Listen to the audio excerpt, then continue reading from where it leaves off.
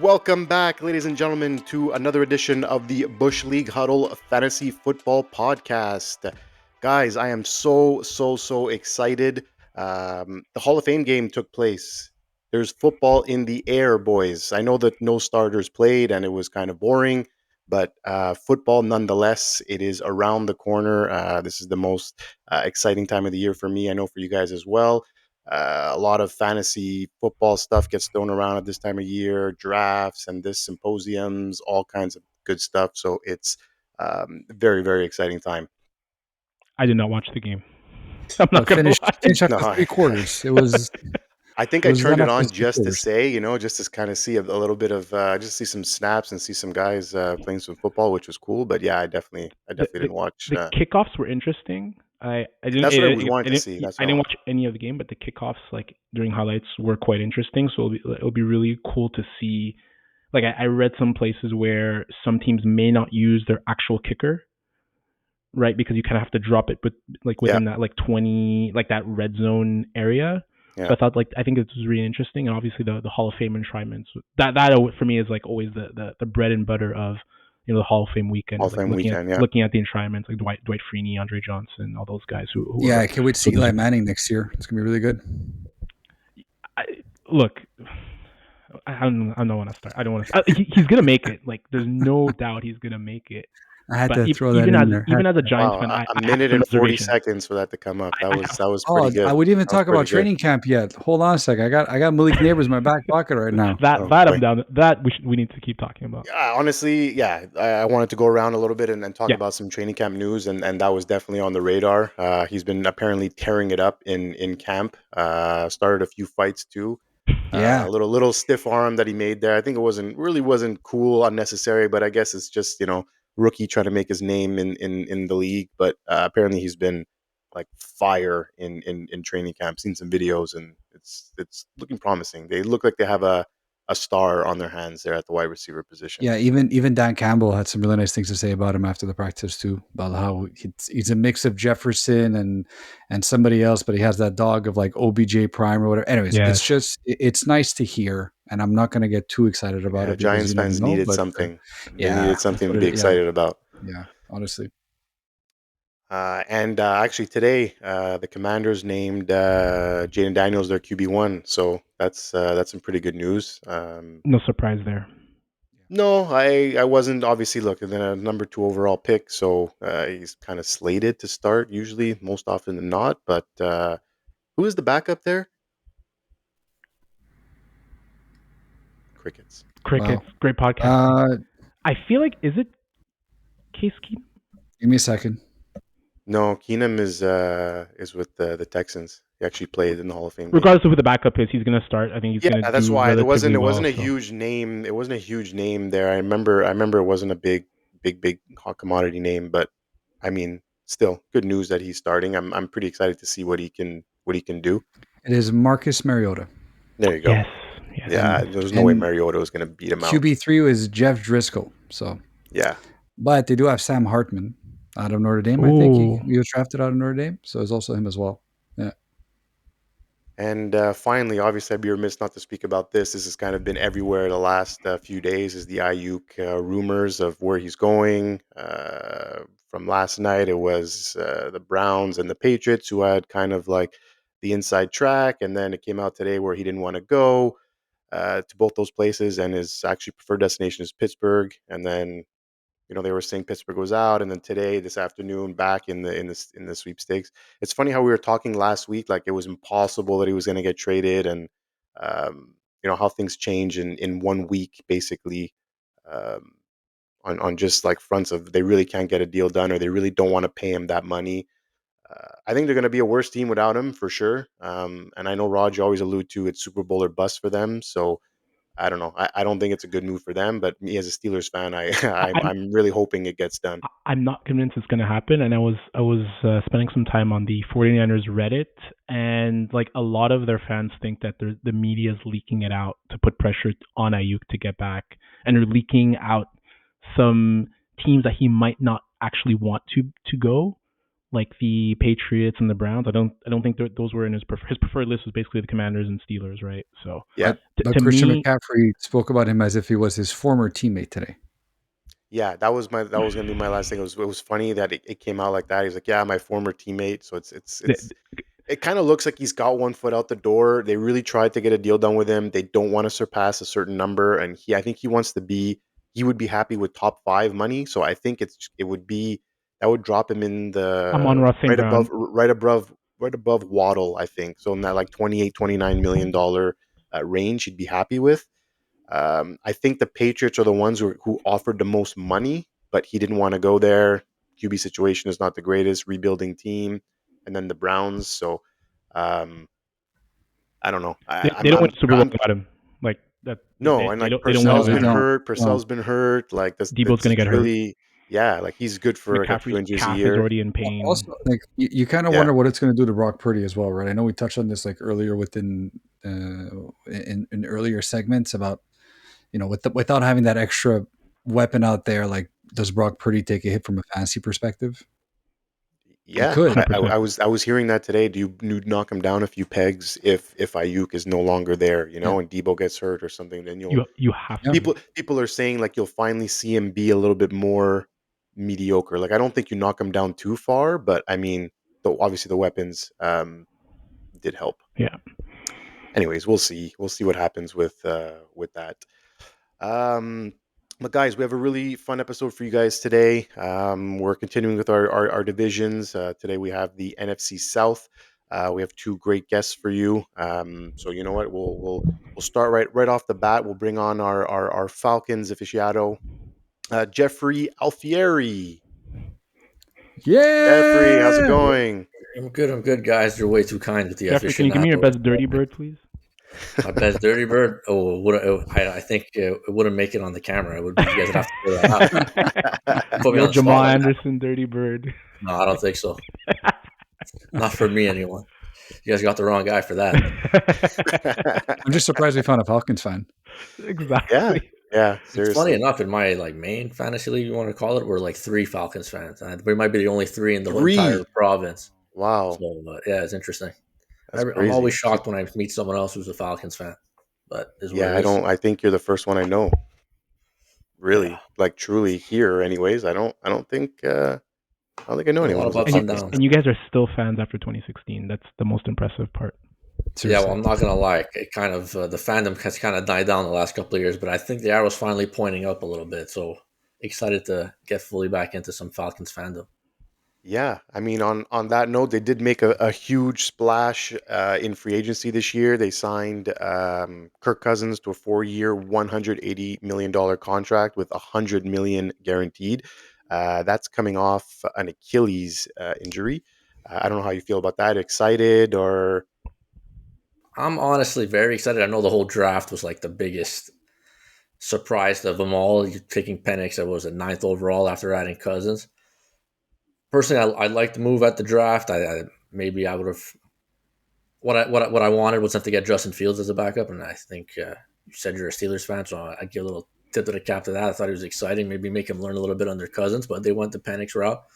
I think Cousins coming off the Achilles, it's going to be interesting, at least to start the year. I'm very arrow pointing up on the offense. I want to kind of see a bit more, read a bit more on the practice training camp notes, see how it's going. But yeah, honestly, Kirk Cousins, if you're talking about a pocket passer, he's probably a top 5 pocket passer in the NFL. What's not to like? Yeah, I mean, look, you can't get worse than Desmond Ridder and Taylor Heineke and what it's been over the years over there. So I do think it's a step up. And you know what? He before his injury last year, he was a top 5 fantasy QB. So we'll see what happens. But that being said, I want to get your thoughts. Is it fact or fiction? Drake London with an ADP of 12 and Kyle Pitts with an ADP of 7 will both outperform those ADPs. It's a great question. I think Drake London. I love Drake London. I think prototypical all-around wide receiver could very underrated so far throughout his career just because he hasn't had the quarterback like you said. But I do kind of have to admit it seems to be a bit rich for me. Wide receiver 12 going right now. It kind of feels like you're drafting him at his ceiling. We haven't really seen what he could do yet. There's guys going after him that I checked right before coming on here, like Mike Evans, Nico Collins. We spoke about Ayuk and Debo a little bit with the 49ers right before I hopped on here. So there seems to be proven guys coming after him that kind of seem more safe, consistent. I know everyone likes the untapped upside that we haven't seen yet. That's probably why he's going wide receiver 12. But even as a Falcons fan, I'd have to admit it's a bit rich, and I'm a bit weary if I had to draft him that high. What is he going, second round, end of the second? What is that? Or is it third? I'm Yeah, not that's quite like sure. I would say second, third round for sure. I think it's a bit rich. I think the ceiling is definitely there, and I think that's what you're drafting. Once you're drafting in the top 2-3 rounds, you're going for the ceiling.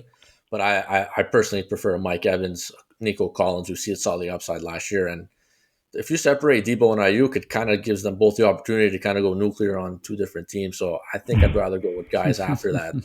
So it's curious. It's an interesting draft slot for London, honestly. A bit higher than I thought he'd be. And then if we look at Kyle Pitts, that was a weird segue, but I'll go to Kyle Pitts.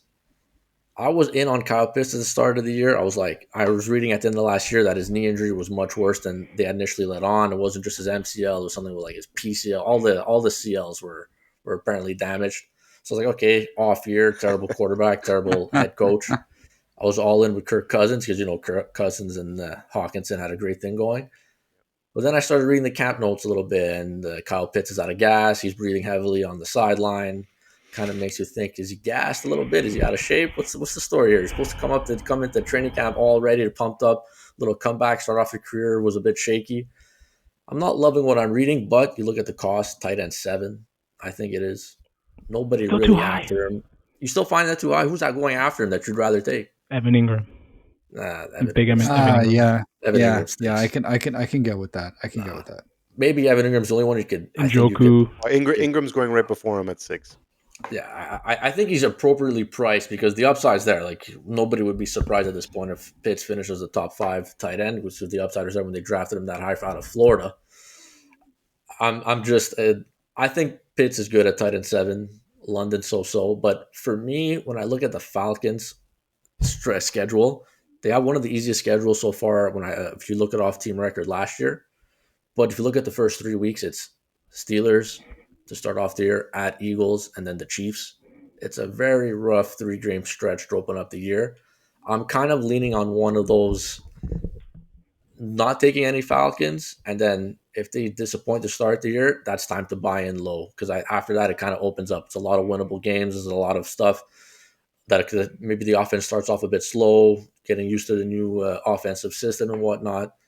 And if you look at Kirk Cousins, he tore his Achilles end of October, and he had his surgery, I think, November 1st, if I'm not mistaken. So when the season starts, you're looking at 10 months post-operation for an Achilles injury, and it was his right foot, which was his planting foot. So what I've been reading is don't expect a lot of deep passing just because he doesn't have that power. I read a few camp notes as well that he underthrew a couple deep balls, and a lot of it's been short to intermediate right now. So that's where the Drake London feasts quite a bit, and they've been using Ray McLeod in the slot a lot. And obviously Darnell Mooney's been more of a deep guy. So I think on the offense, I'm trending down to start the year with a ramp up as the season goes on overall for the Falcons, to be honest. I don't know what you guys think. Yeah, I know that Raj has some hate and very strong feelings. Kyle Pitts, so I'll let him rebuttal here. I've had Pitts for like 2 or 3 straight years. If you have him, you can't sell him. If you've had Pitts, you'll never draft him again. I'm never correct. I'm never gonna draft him again. And anyone who has him, like no one wants him. No one wants to touch him with a 10-foot pole. That's why I didn't even prepare for the Pitts question. I am not drafting him. I need to see it to believe it. The Drake London piece, I agree completely with what you said because it's the potential's there, but there's still guys that are going after him that are of better value. I think he ends up getting overdrafted a little bit because of the Cousins factor. Wide receiver 12 last year, the wide receiver 12 was Nico Collins, so that's 80 catches, 1,300 yards, 8 TDs. You have to be really confident that Drake London's going to get to that point, and that was being wide receiver 12 when Garrett Wilson finished wide receiver 24th, Pickens was 28th, Olave was 17th, Metcalf was 21st. Not that there is a dependence within each other, but there's a lot of guys who are bound for bigger years who were really like WR2s, WR3s last year, either because of injury or other poor quarterback play. But the Achilles doesn't bother me that much. I've mentioned it many times to you guys. Like Vinny Testaverde in 1998, he tore his Achilles, and he came back the next year, and he wasn't amazing with the Jets, but he came back pretty fielthy and pretty strong. So I think the Achilles injury is not as big of a deal as it used to be, and also Cousins, he's not going to push the ball downfield as much as he used to. He's going to throw it in over the middle of the field. It's a McVay offense, so they're going to look for the middle of the field. So I think London, good value, but overdrafted at 12. And you guys know how I feel about Pitts. It's do not touch with a 20-foot pole, unfortunately for me. I've been burnt way too many times. Fab, anything to add? I disagree with the Drake London thing. I think ADP 12 is a good value for him. You look at what he's put up with very mediocre QB play in the last 2 years, and this is his third year coming out party, you would imagine. He's in a very good spot in that offense. I think he is the guy. He's prototypical wide receiver, 6'4", 213. Like, you're looking at a guy who's going to command the targets. And we all know how Cousins gets when he finds his wide receiver one, right? He's always been pretty consistent in that regard. You look at what he did with Justin Jefferson, and even before that in Washington with Terry McLaurin. Like, he does pepper his wide receivers and his tight ends. So that's also why Kyle Pitts has an ADP of 7. That does make sense to me. I know it's a little bit higher. Roger, you had a very good point about Evan Ingram before. That's probably the only guy I would take before him. But for me, this is very much a Kyle Pitts make or break year. Those 7 guys that are before him are probably the only ones that I would take. But after that, I also think that Kyle Pitts has a top 5 upside as well. I've mentioned this before. Yeah, well, you can't discount the talent. You can't discount the output he's had with very bad quarterback play in his first few years. So I just feel like now it might be a little bit too good to be true. Like, he's in a very good spot. He has a great quarterback who knows how to get him the ball in those tight spirals and those good spots. So you would imagine that would be the way to approach it. And okay, so but at the same time, it is a little bit apprehensive to take a guy at 7. Or even to take Drake London at 12. I can understand the caution for sure. Like, you want at 12, I'll probably take Nico Collins instead of Drake London. But at the end of the year, I wouldn't be surprised if Drake London has a better season. Ayuk is going below that ADP. Like, doesn't matter what's happening from a training camp perspective. Ayuk is playing this year, and wherever he's playing, to me, he's a better player. Like, I agree. Like Jaden Waddle, even Cooper Kupp. I think DK Metcalf's going to have a great year with their new OC there. So DJ Moore is slotted at 22nd. Jeff, actually, I have a question for you. I'm curious. What do you think of Darnell Mooney? You talked about him before. Sneaky, he had like a 1,000-yard season. I keep forgetting he had that 1,000-yard season with the Bears. I actually think he'll have a better year than Pitts, counting stat-wise, personally. Better year than Pitts? Yeah. Look, I think it's in the range of outcomes. I think when you're drafting, you're looking at, you got to draft for ceiling. I think Mooney, it's a guy you can take a flyer on at the end of the draft if you'd like. Deep ball threat. Like I said, I don't think the deep ball is going to be there at the start of the year. So maybe Mooney's a guy that can catch on at the second half of the year. I like him. I know I read that Cousins loves him too. I think they've been hanging out a lot together. So you got that famous QB wide receiver rapport, I should say. Sorry, not Rappaport. I'm thinking about Ian Rappaport. My bad. You got that QB wide receiver rapport. Okay. Maybe they're having breakfast together too, like Cooper Kupp and Matthew Stafford. So maybe there's something there. But I think the only pass catcher I feel confident in 100% is London, and then B would be Pitts, and then obviously you got to slide in Bijan over both of them. But starting to get a lot of mouths to feed in the Falcons offense, and it's been a while since I could say that.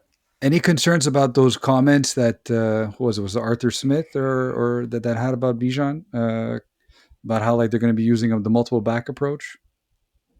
Arthur Smith? Yeah. Who was the who was the from coach? Last year? Blank. Arthur Blank. Arthur Blank. I forget, but there were some comments that came out of the owner. Yeah, but there were comments that came out of camp recently about they're going to be using the other running back. They said Algier is still going to be used. Yeah, they said Algier is still going to be a factor. Yeah. And they had I think it was yesterday or it was this weekend that just passed. They had like a fan practice where all the fans or season ticket holders are allowed to show up, and that's like one of the main training camp practices or whatnot, where you kind of see the number one offense go against the number one defense. And Algier mixed in apparently quite a bit with the first team, and I think it was almost an even split between the two of them. But it's He's good. training camp. You know what I mean? Things change so fast. And I Depth think charts don't mean anything. He's a good like player. we're going away a bit from like that workhorse back. There's not that many of them left in the league. I find I feel like a lot more of teams are going taking that two back approach and keeping running backs fresh and keep that momentum going kind of thing. Not keep one on the bench so often. So I don't think it's a bad thing. Like Bijan is going to be the more effective guy. He's still going to eat more. There's no way it's going to be 50-50. It may be 60-30, 65-35. Like I think the other guy has to get touches regardless. Zach That's what I Robinson. think. So Zach Robinson was the OC with. No, I think he was the passing game coordinator with the Yeah, Rams, and he's the OC of the Falcons. And I've said this before, and I'll say it again. McVay teams, they always have a lead back. They always have that one lead back. I think the lead backs have averaged 218 Rushing attempts. Yeah. rushing attempts in McVay coach teams. So I think Bijan's going to get up to 230, 250, but Algier will be spread in. I think it'll just be a more efficient offense, so that you don't have to rely on Cousins all the time, especially coming off the Achilles. Yeah. If we go off topic, sorry, I want to cut in here then. Rog, I had this debate with some people today. Are you all in on Kyren Williams then again this year, or you think Blake Corum cuts in quite a bit? If you're talking about the Sean McVay lead back, I'm going way off out of the NFC No, South. it's fine. But... No, I think that's so like we've talked about as well how it was like talent wise. I know he's not maybe like the best height, weight, speed guy, but they had an amazing offensive line, like crazy yards per carry before contact. Yeah, yards per carry before contact. Thank you. Like 3.5 yards per carry before contact, like unheard of number, which I don't know if he's going to either be able to repeat or. And he's always injured. He's very injury prone, right? So I think that's why they basically drafted his replacement. They drafted the same type of guy who wasn't a great height, weight, speed guy, kind of good vision, good pure running back in Blake Corum. So it'll be interesting. He's a guy I personally would be a bit wary of for sure. But again, the Rams always try to find their one lead back. So I think Kyren will get the shot. And either if he gets injured or he's ineffective, I think we might see Corum early. Interesting, nice, thanks. And Jeff, I think we'll wrap it up on this. I know you mentioned 3 tough games to start the year. What is your season prediction for the Falcons? Yeah, so I think those 3 tough games. I'm sorry, but I think they'll beat the Steelers at home to open up the year. Maybe they'll go out with a couple losses back to back after with the Eagles and Chiefs. But overall, I think 11-7 and winning the division is well within the possibilities. And honestly, I think if they don't win the division, it's a bad season, to be honest. And I think Arthur Blank wants to win. I think he invested all that money in Kirk Cousins, and they added a lot of guys to free agency at the wide receiver position and whatnot. He invested all the money and on the defense. If they don't win the division, I don't think Arthur Blank's a happy man this year. Yeah, he's like in his late 80s, I think, and he really wants to win a Super Bowl. Yeah, and we all know how it went last time they made it to the Super Bowl. So let's see. 11-7, I think. Nice. Well, 11 Jeff, 6. I really want to thank you math for is off there. 11-6. 11-6. Yeah, it's true. It's not 18. Not 18 games yet. Not 18 yet. Yeah, soon. Maybe next year. We'll see. But Jeff, I honestly thank you so much for taking the time to come on the pod with us. That was really great, and good luck to your Falcons this year. Thanks, guys. It was a pleasure. Thanks, Jeff. 11-6 Falcons, eh? Let's see if everyone's gonna have winning records again in this segment. Man. Okay, so we're gonna switch back. We're gonna get to the New Orleans Saints now, and we have a nice special guest for you guys today. A nice senior football analyst at PFF, Mr. Seth Galina. What's up, everybody? Yes. What's up, Seth? What's happening, Seth? Not much. I have to say, not only did I watch the Hall of Fame game, I watched the all 22 of the Hall of Fame game the next morning. So I'm embarrassed, and I don't think I'll ever live it down. You have to, right? I don't know. I trust me. You didn't. I don't have to. How Trust much me, could I you don't possibly have have to. to learn from that? It Oh was, man. you know what I will say though, like it's nice sometimes. You know, the NFL is very confusing sometimes. A lot of stuff going on, like schematically. I mean, it's like the top. It's the top, right? This is professional football. So getting to watch those professional athletes play in the like all their what we'd say like day one install, like they're all their most basic plays, really like really soothes my high school football coach brain. So like I really enjoy the very basic preseason games sometimes. Nice. I like that actually. That's a very nice piece of insight that I don't think a lot of our viewers would Yeah. know. That's cool. Yeah. Yeah, that is pretty cool actually. Okay, well, we're going to be talking a little bit Saints today, particularly Alvin Kamara, who finished 2023 as the RB11 last year. He also missed the first 3 games. I know Jamal Williams is getting up there in age, but he might steal some goal line touches. And then you have also Taysom Hill, who's really annoying. That takes a lot of that stuff. Yeah, that happened to me last year.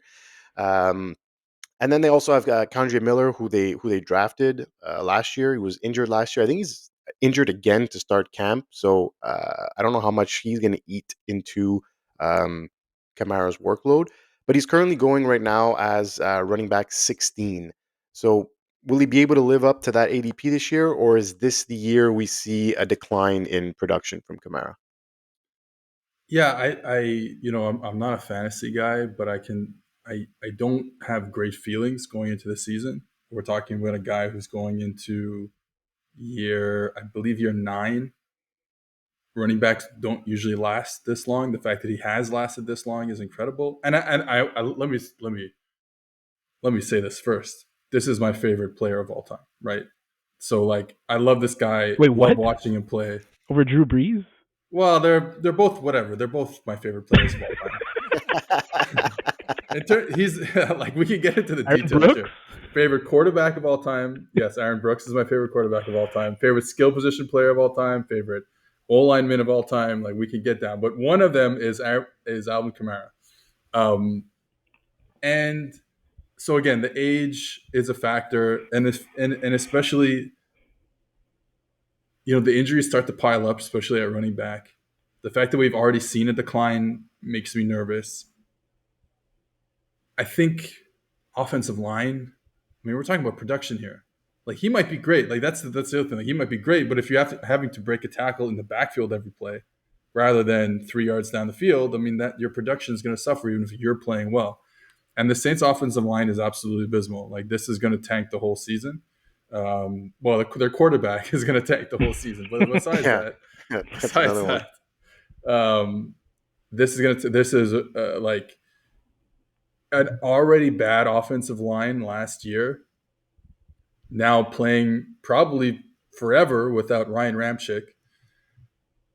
You're hoping that Fuaga comes in and just plays right away as a baller.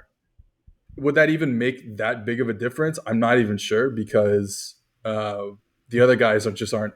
Trevor Penning might have to start at the other side tackle. They tried him at left tackle. Now you might start at right tackle to place Ryan Ramczyk, who like was one of the best tackles. Who was my favorite tackle in Saints history.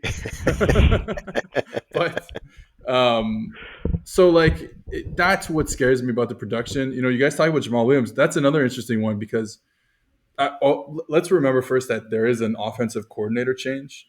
Clint Kubiak is in there. Pete Carmichael not there anymore. So the usage of these players might change. But we remember Jamal Williams with 15 touchdowns or whatever it was in Detroit in 2022, and then 2023. Even though he missed games, I looked this up. He had 6 not carries. Okay, he had 6 plays where he was on the field when the Saints were within the 5-yard line, and I think 2 of them were carries. Now, again, new offensive coordinator, so I don't know. Maybe Clint Kubiak does see him in the same role that Ben Johnson had him in Detroit, but clearly the Saints, at least last year, didn't see him in that role. So I think you can still get those touchdowns for Kamara. And where do touchdowns happen? They happen inside the 5-yard line. So I think there's still a chance. I agree with you guys about Taysom Hill. Like obviously he's the one that's gonna steal more than I think Jamal Williams. Yeah. But yeah, I don't have a lot of good feelings going into the season about Kamara's production, about kind of his future there as a football player. Because again, he's a running back getting close to 30, and that offensive line is bad, like beyond bad right now. It has a chance to be the worst in the league. Like if Fuaga isn't good, then it's over. There's one good player. Eric McCoy is the one good player, and he's at the position where that probably means the less, right? In terms of value to that group. So it's scary. And the quarterback, I'm getting on a roll here. I'm mad. Now I'm getting mad. And the quarterback behind that offensive line is also a scary situation. The play style by that quarterback behind a porous offensive. I'm not saying he hasn't played. Like the Raiders' offensive lines were kind of when he started there were very good and then kind of tapered off. But he relies so much on having clean pockets because he's not a guy He who needs can. them. Yeah. He needs them, right? He can't. He's not going to be there to take a hit.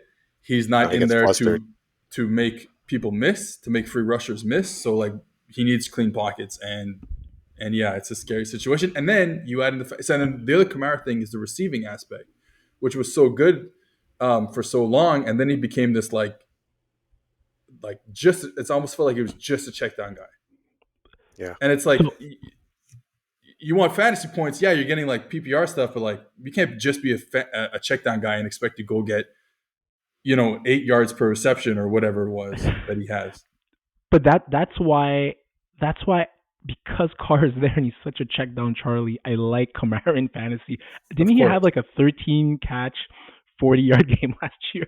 Yeah, that was on Thursday night. I think Nacc, you had that was it, against right? me. That was against Fab. me. That was against I think it was against Fab. Just yeah, horrible. It was a fun night. Like so boring. the reason why 1 point PPR is a bit of a joke, but no, it's the way to go. Like that's the only like I agree with everything Seth said. That's the only reason why I still consider Kamara like almost top 15, 13-ish value, because like David Carr he's so scared. He's so scared of pockets. As like I had him last year, and it was so frustrating to watch him. Anytime there was a blitz, anytime it was third down, check down to Kamara. He has no willingness to stay in the pocket. That's the only reason why I have some faith in Kamara in a PPR league.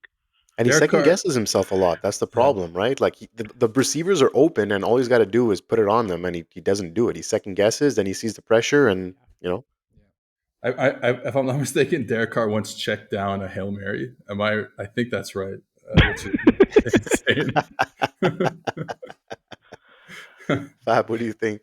I'm still shaking my head at that comment. No, I agree with Raj. I know the offensive line, as Seth mentioned, is abysmal, but in a PPR league, Kamara can give you back better than ADP RB16 value. And we saw it last year. So the 2 years where he sort of fell off were the years prior to this one, because last year he had a very good season. The 2 years where he sort of fell off were in 2021 and 2022, and he had 47 and 57 receptions respectively. So when you're looking at him to get somewhere above 75 or 80, that's where he's going to bring back some value. And I think that's extremely possible with check down Charlie over there still manning the quarterback room, right? So I think that's where you can still get some value for him from that perspective. But the Taysom Hill thing, Seth, you have to explain to me, and like I'm in grade 4, why is Taysom Hill on that team? Like how does that play into Swiss like, Army knife? Yeah, is that what? Has it paid them dividends from is that really the right approach as far as like a real fantasy strategy perspective is concerned? Fantasy, like I could tell you fantasy wise, like I mean I wouldn't take him very high in fantasy, obviously, because you just don't know on a game to game basis like what his role is going to be.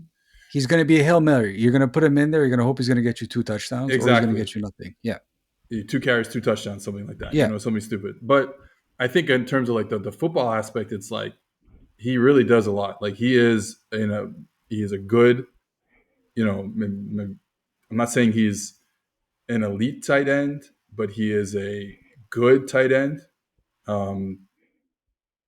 He's a football player. He's a football player, man. He's a football player. I was never a fan when Breeze was the quarterback. I was never a fan of going Wildcat because it's like why would Why won't you give Breeze the ball? Yeah, exactly. Why would gives the you your best chance to get ever lived right? take this every single snap? But anyways, like last year and like past 2 years, it's like I get it, and it's been super effective for them. Like he gains first downs for them. Yeah, it's crazy. Yeah, and the special team stuff. So again, like he is a player I'd want on my football team. There's no doubt about it. But yeah, in terms of fantasy, like you just don't know. Like you said, it's a Hail Mary each week. So I don't love him as a fantasy player, but I do love him as a all around football player. I think he's pretty good. Yeah, I think that's what I agree with the most. Is I would take him on my team any day to be a guy on my football team and play like 5 different positions. But as a fantasy player, yeah, you're just kind of taking. You got to pick. It's playing the lottery on week to week basis on when he's gonna explode. So you don't like Alvin Kamara. So there's 3 guys going behind him. Do you have any interest better in them? James Cook, Josh Jacobs, and Joe Mixon. Are those guys you would potentially go after before a Kamara? I like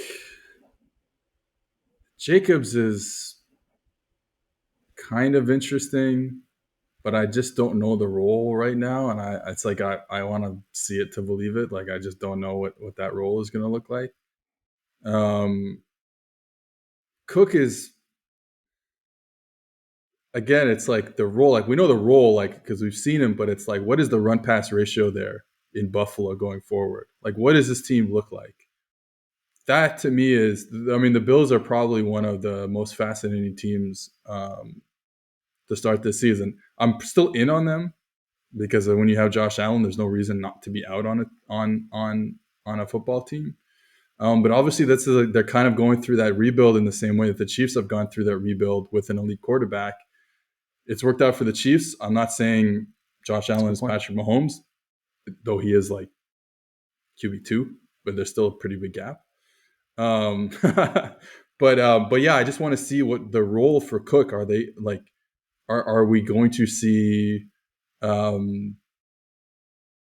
more? Running the football? Are we going to see condensed formations? Like, are we going to see like what we thought we were going to see, and we did see a lot of times last year with 2 tight ends on the field? Well, the funny thing about having 2 tight ends on the field is that you don't run the ball as efficiently. You actually throw it better when there's 2 tight ends on the field. Sure. And Cook is the type of player that you want to see in more of a spread offense, where you're going to spread him out, play with a lot of receivers, and then create these creases to hand the ball off to him. I don't know what we're going to see there, right? So to me, it's like I'm not really sure. Mixon probably then I would say by default is Mixon. I think you kind of know what you're going to get out of a quote unquote Shanahan style offense. It should be the lead back. Like you guys said, these type of offenses, they produce lead backs, and Mixon I think still has enough in the tank to be a pretty good player in that offense. Yeah, look, I don't know. It's just that PPR aspect really. That's what really appeals me from a Kamara standpoint. Yeah. The Kamara thing with PPR, if he's going to catch 25 checkdowns in one game, like go. I dropped him first. Let's go. It's very likely. It's not impossible. But maybe just the last thing on the Cook aspect. I think he only had 2 TDs last year, right? And obviously because his quarterback is Josh Allen. Like it's the same thing with the Jalen Hurts thing and Saquon Barkley.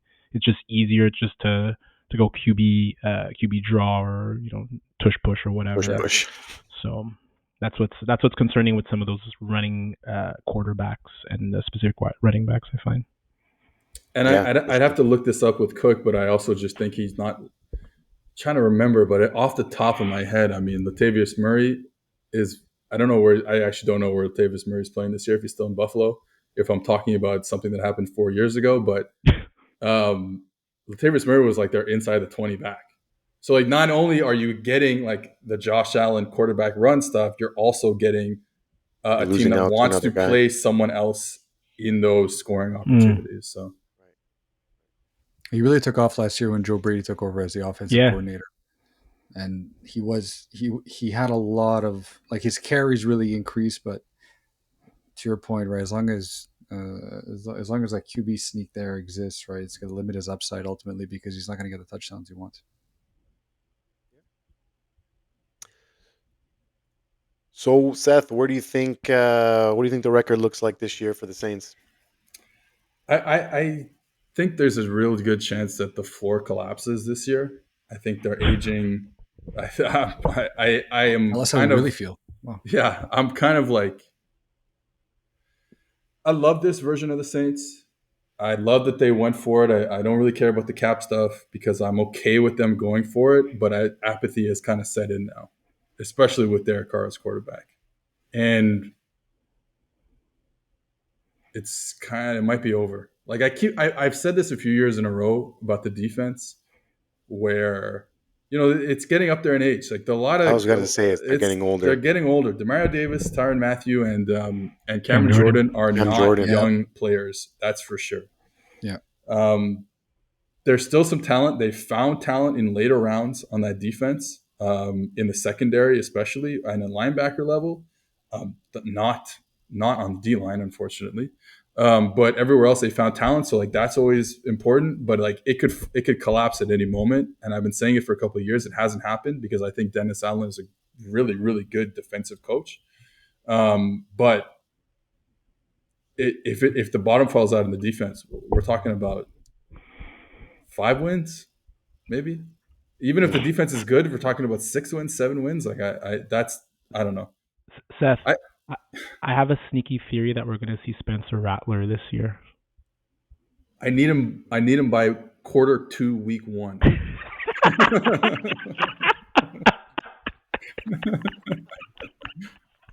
Dude, there's like after. So when I looked at the quarterbacks this year coming out, after Caleb Williams, to me, easy number 1. I hate saying this out loud because it's gonna bite me in the ass, but like, if Caleb Williams isn't a good NFL quarterback, then what are we even doing here? Like, his tape is so ridiculously good. Like, what is the point? Like, there's no point in trying to evaluate college quarterbacks anymore if Caleb Williams and that tape is good. So him and May, I really liked. After that, I was like, man, I like Spencer Rattler, and so I was really excited to see the Saints draft him. I liked him, man. Yeah. I really liked him. I really like Spencer Rattler. I agree with Raj. I think we're going to see him some point this year. The cap hit is the dead cap hit is 61 million. I believe it's like abysmal. It's like I think you're going to see a Russell Westbrook, a Russell Westbrook and a Russell Wilson situation. Yeah, both. Yeah, it could be both. I hope so. Yeah. Thank you so much for coming on, man. Thanks for taking the time to join us. Really appreciate it. For you guys, but anytime. Yeah, you can come on anytime you want, man. We'll have you on again sometime this season for sure. Yeah, if we're not too busy during the season. Whenever you guys want. Amazing. Thank you, Seth. Seth. All right. See you guys. Take care. That was awesome. Solid. It was great football education there. Solid. Yeah, I like it. I like it. Started off good with the high school stuff. I like that. I really like that. Watching the Hall of Fame game after we shat on it. This pod more intelligent for the first time. All right, we're going to keep things moving here. On to the Carolina Panthers. Raj, the Panthers, they had an awesome offseason, unless in my eyes, or how I see it. They hired Canales as head coach. So I think I've said it more than once on the pod. Canales is going to be the best person to help a young Bryce Young. He is the QB guru, revived Baker Mayfield's career. They traded for Diontae Johnson, so now they have that X receiver that they've kind of been lacking. I know Thielen pulled some weight last year, but they're really lacking that alpha. They also drafted Leggett. He just got hurt, I think, in camp, so I think they're going to ease him in. But they finally got their guy, and the coaches have been gushing about Diontae Johnson getting peppered with targets. So he might see upwards of 150 targets this year. So that should help Bryce Young in his second season. So Johnson right now, Diontae is going currently as WR 40. So I want to ask: are fantasy managers getting the steal of the draft at that ADP? 100%. Like this is a very very easy question. Uh, like if you look at what he did last year with last 2 years with Kenny Pickett and Mason Rudolph, he still had 86 catches in 2022 for 882 yards, 51 catches for 717 yards, and last year he missed some time. Yeah. Right. So he's the perfect type of wide receiver for Bryce Young. Like he gets open. Like it's well known. Diontae Johnson is one of the best route runners and one of the best just pure get open guys in the league. And I think that's what Bryce Young is going to need. So I think it's such an easy value. Like if you look at the wide receivers that are going around that range, there's Addison, DeAndre Hopkins that we talked about last week, Xavier Worthy, who obviously I still think is going to have a big year, but Lad McConkey, like that's really good value. So that's around the 89th, 90th pick, 9th round. He could easily finish as a WR3, potentially a WR2. So I love it. Like there's so much that you could say about the pick, but it's the perfect marriage for Bryce Young.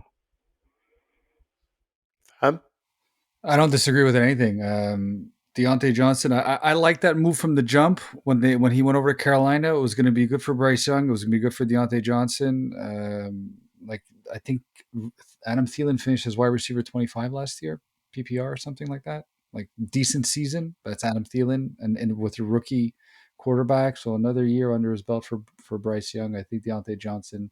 I think his ceiling is like mid-tier wide receiver too, like what Roger was mentioning before. I think I wouldn't be surprised if he even breaks the top 20, like 19.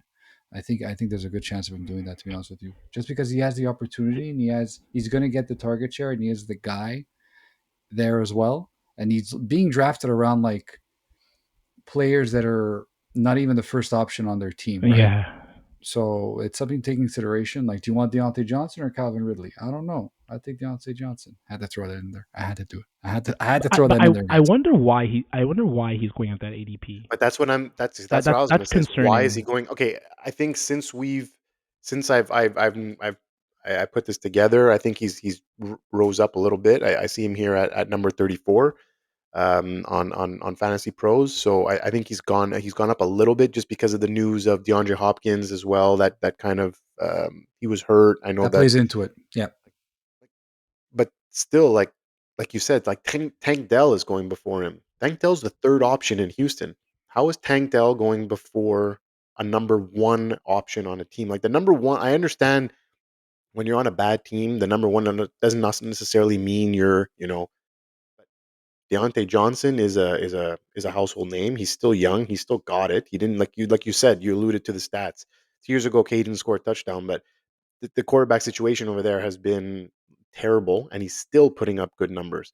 Now you're going to be playing with the first overall pick 2 years ago with a new head coach with that should help him out. And from what I'm hearing from their camp, he's looks much better than he did last year. So maybe it was just that first year jitter type deal. But yeah, I don't know. I don't think there's any excuse for Diontae Johnson going as low as this, especially being the number one guy on his team. And Nacc, you would know more than anyone. I think he wore out his welcome in Pittsburgh, right? Like I think Tomlin was sick of him, and he's not in Pittsburgh anymore because of his lack of talent. I think it was more his attitude, and I think he was becoming a bad influence on George Pickens. I think the trade for who they traded for speaks volumes.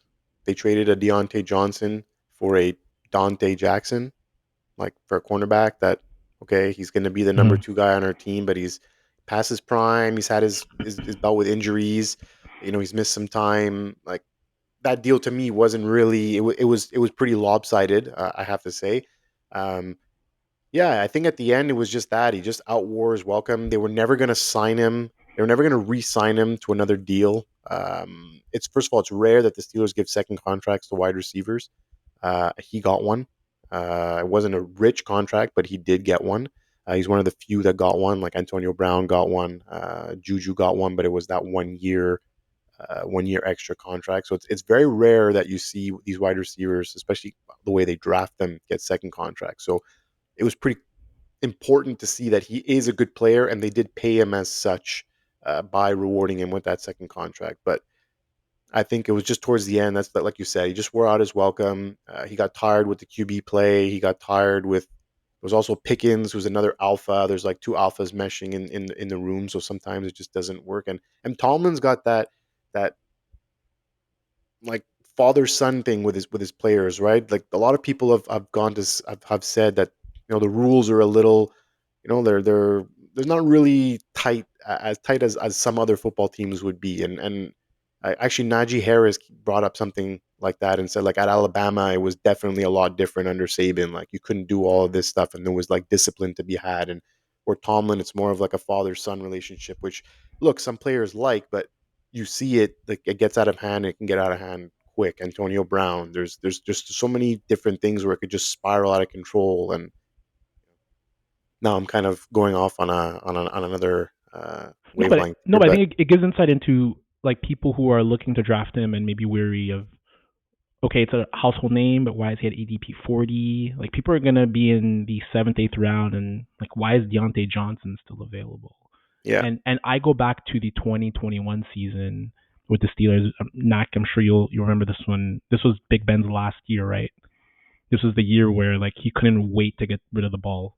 Like it was ridiculous offense, and he had 107 dink and dunk. catches and like over almost 1,200 yards and 8 TDs. Like how he produced that well in that offense. How, I don't want to say bad Big Ben looked, but like he was just like get rid of It the was ball. it was dink and dunk, It was and like dink and dunk. you alluded to, that's what Bryce Young is going to need. He's going to need those guaranteed, Yeah, those easy throws, the easy pitch and catch throws. And he still has the ability to break a tackle and take it to the house, right? Like he's still got speed too. yeah. He's very shifty. The only thing that's wrong with him is he always goes backwards. So he catches the ball and always tends to go And he backwards has instead some of weird running forward. drops too. Like Yeah, he actually has good hands, but he always has like a weird yeah. number, like Was that one year where he unexplicable had drops. like a lot of those? Yeah, Yeah, yeah. He tends to fumble in the big moments, I guess, sometimes. But I mean, look, right now in Carolina, that's what they've got, right? So yeah, I think we're all on board. I think he's gonna outperform that ADP for totally. sure. Oh, easily. Where do you see the record, Raj? So I was doing like the week 1 to week 18 thing, and they got to a point where they were actually 0-5, but I actually had them finishing 8-9. I saw a potential strong finish at the end. I think Bryce improves. They have the really good skill position players. We didn't really talk about Jonathan Brooks. I think he's going to start off the season On the on the pup? sideline, yeah, on the pup, Yeah.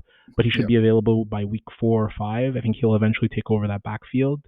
The defense was surprisingly really good last year. They're one of the better run defenses in the league. Maybe it's because they were always behind. They lost Burns, but they added Clowney, and I think they have one of the best defensive coordinators in the league, Joe Evero. He's one of the best D coordinators. So I think there'll be some upward trend. And you said it, Canales not only could be guru last year for Tampa, but I think he helped revive Geno Smith as well when he was in Seattle. So I think that's a really great hire that they had there. As long as Dave Tepper doesn't get in their way, I think they're poised for an 8-9 season, bounce back year. I know it's high, but I think the vibes are much better in Carolina, and Bryce has to improve it. I think he will improve it. They spent a lot of money on the guard position. They spent Yep. $80 million guaranteed. I think Damian Lewis and Robert Hunt. So, and that's where you need to improve upon when you have a small QB. You have to improve up the middle in the offensive line. So, I think it's gonna be an improved year for them. Yeah, I don't know. It sounds about right. I pegged him a little bit less at the 7 and 10, but Yeah, definitely improvement. And like Seth was saying, the Saints are probably poised to have a little bit of a worse year. So yeah, add a win or two versus them as well, and we got a couple more wins. So okay, we'll get into our final team in the AFC South, the Tampa Bay Buccaneers. Rachaad White had a very slow start. I know I had him last year to start the season. Slow start in 2023, but second half really propelled him, and he finished as the RB4 last year. He was on a huge streak where it was like 18 to 20 points, like week in and week out. They loved him. They kept giving him the ball. They did draft Bucky Irving in the 4th round this year, and they do have Chase Edmonds. Although, like, I don't think anyone's worried about Chase Edmonds. He's pretty much a journeyman at this point. Um, but virtually he doesn't not really have any competition for touches. So I don't think he's getting that much respect at his current ADP of running back 14. So I ask you, Fab, was 2023 excuse me, a fluke, or can he regain that top 5 that RB5 status, or top 5 running back in 2024? The top 5 running back stats in 2024 is going to be tough. I think a lot of us are very high on the guys that are currently going in the top 5 right now, and this is no discredit to Rachaad White, because although he wasn't a very efficient running back, the volume is king when it comes to him. The guy had second most rushes, second only to Derrick Henry, and tied with CMC actually last year. He had, I think, ninth most receptions and like 10th most targets. So he's heavily involved in the offense. And last year he didn't have any competition, and this year, like you mentioned, like there really isn't that much change. RB14 as an ADP is disrespectful, just by virtue of the volume that this guy is going to get. I love the way you put it. Disrespectful. And I'll even go one step further. So they actually changed their offensive coordinator this year. They're going with Liam Cohen. I hope I pronounced that correctly. Liam Cohen. He was Liam. He was a former offensive coordinator for Kentucky last year, and the year before that, he was the offensive coordinator for the Rams in 2022. Early out of camp, the notion and even the offensive line has been very excited, because early out of camp they want to really improve the running game. So they're putting a big emphasis on the O-line. They're putting emphasis on the running game. They also invested in the offensive line, and early in the draft as well, they drafted a new center who should be starting out of the gate too. So all these things contribute to the efficiency that Rachaad White had increasing, which will ultimately improve his stats at the end of the year. But the thing I like the most about him that a lot of people talk about is that he's heavily targeted in the passing game. And it could be something very interesting for, obviously, Baker Mayfield likes the guy. He threw quite a bit to him last year too. You can imagine that to increase as well next year. And as an RB14 right now, like I said, it's disrespectful. I'm heavily invested on Rachaad White this year. I think he can finish easily within the top 10, maybe knock on the doors for top 6 or top 7. Wow. Last year, RB4, there was a lot of guys that also got injured, didn't play a full season. This is under the assumption that, like, Saquon Barkley's going to go off like we expected. Josh Jacobs going to come back. There's a lot of expectations that we have this year too. So I don't want to sell the guy short, but I think him returning RB1 value, when you're drafting him a little bit later than that, I think is super realistic. Rog? So you expect him to be an RB1? I'd like fringe RB1. You'll confidently have him in your roster as like that first running back. I will. Yeah. I would. Wow. Oh yeah, I would. So I think he's appropriately rated. I think like the 14th spot, borderline RB1, high end RB2 is perfect for him. I think, Fab, you touched on it. The efficiency is what worries me. To him maybe reverting a little bit back to reality, and like the Bucs, like PFF said, they had the 6th best run blocking last year, and they had the 2nd fewest 7-men in the box. So how did he not run better than how he did? That's what concerns me. Is he capped in what he already is? Is there actually room for him for improvement? Because otherwise, it's just a volume play where you give him volume, which, yeah, that makes him a good fantasy running back. But year after year, I have a hard time trusting him to do better than that after he already was given kind of the tools to be a decent running back, and he didn't show with the 3.6 yards per carry. So that's where I have some cause for concern. And where he is at 14, I like Mixon better.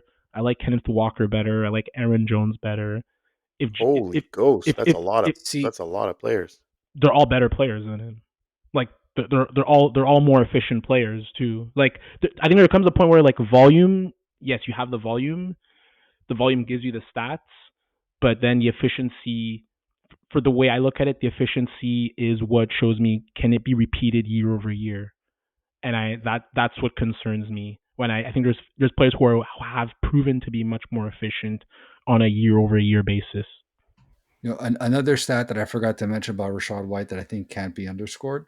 You know how many games he's played in the last 2 years? 34. He hasn't missed a game yet.